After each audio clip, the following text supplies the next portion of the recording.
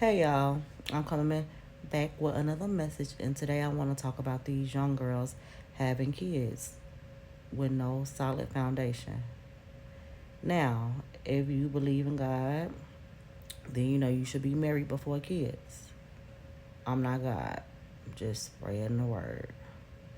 Now, if you don't know that, then okay, at least have enough sense to pick somebody that can be there for your kids, that can support them emotionally, mentally, and physically, financially. We don't even have enough common sense to do that. And we study teaching our youth that you don't need a man to raise your kids. This your baby, regardless if he does or not. This is what we teach them. And so they're under the illusion that it's okay to have these kids. Just have them. That's why you see kids out here on these busy streets and walking 2, 3 years old, no socks, no shirt on the corner, and people putting them on live, trying to look for their parents. And then when they get the parents 16, 20, 30, more than likely it's in the hood. It's in the urban places. I'm just being real. That's why you got girls out here that one baby, two baby, three baby, four baby. That's what kind of household I was brought up in. None of my mama, father, her kids like stuck around and actually did the job. They did not. They did not. You made poor choices all 4 times. So when I look at my grandmother, especially when I just was with her, I look at my mama from a different light now. Because it's sad. And I asked my grandma, because my mama don't speak to my grandma. My grandma act like she didn't know why, but when it comes to stuff like that I got a passion for, and I'm going to have a conversation with you, you can't lie to me. And I told her, what do you mean you don't know why? I remember when my mama used to be drilling you, pouring her heart out. So my mama is a passionate person. She's a Scorpio. And you sat there, you didn't give my mama one word. What do you mean? And I asked her, because my grandma went to a temple. I asked my grandma, I said, when you went to the temple, who do you think had your kids? She said, well, I brought, which my mama and her brother, to the temple to see what they was getting themselves into.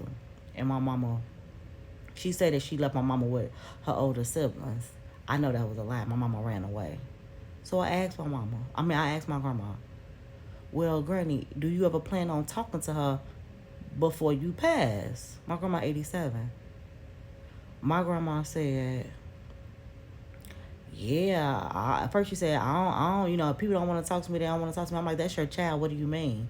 That's a poor mindset to have. Then that changed to, I don't know what I should do. What should I do? I said, well, Granny, well, first you have to admit, and the lady looked and said, I don't have to do nothing. So I said, you don't have to.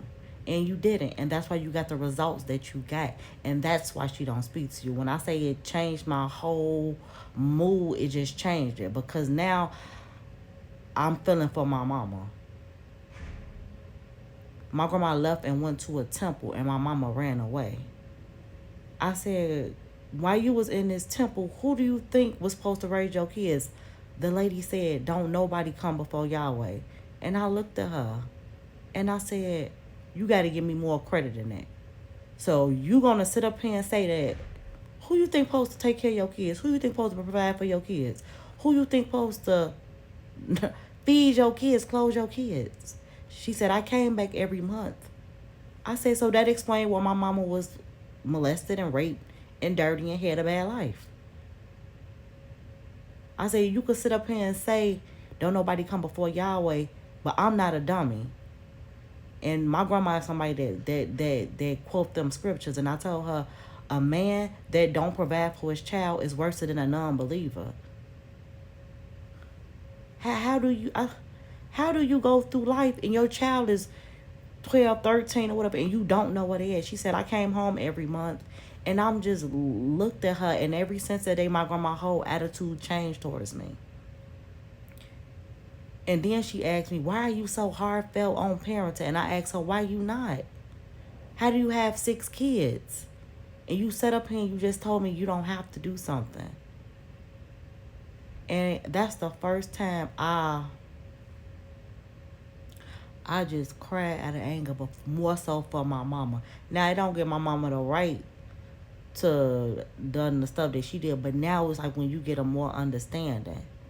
That's why we couldn't play with dirty kids. That's why we go to our auntie house and stuff that's nasty. We couldn't eat out of there. My mom didn't play that. But I'm looking at my grandma and I'm like, you suck. You suck as a parent. And you walk around here and you act like you so smart. And I know a lot of y'all gonna say that's disrespectful. I don't care. People suffer. I've suffered. My grandma, her kids, and it's getting it to me. I suffered that. And when she asked me that, why you so heartfelt, I said, because I had to suffer from it. What do you mean? Why you not? How you still sitting around here 87 and only one of your kids really speak to you? When you 87, I see people they 87, y'all, guess what? They kids coming to see them. They kids is this and that. Not my grandma. I'm telling y'all, if y'all don't start taking care of y'all tree, ain't no good fruit gonna come out of it. But that's not gonna be my story. I broke away from my roots. I don't care about none of that. But I'm just telling y'all. And I even asked her, you did this 6 times. Why, Granny? Stupid, I guess. Cause you could tell she defensive. Our relationship ain't been the same since. I'm okay with it though.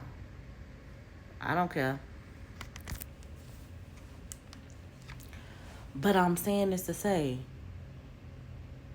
you got a choice to leave women or water your tree, or you can leave it dry. And now I see why my family is the way that they are. It's sad, but now I understand.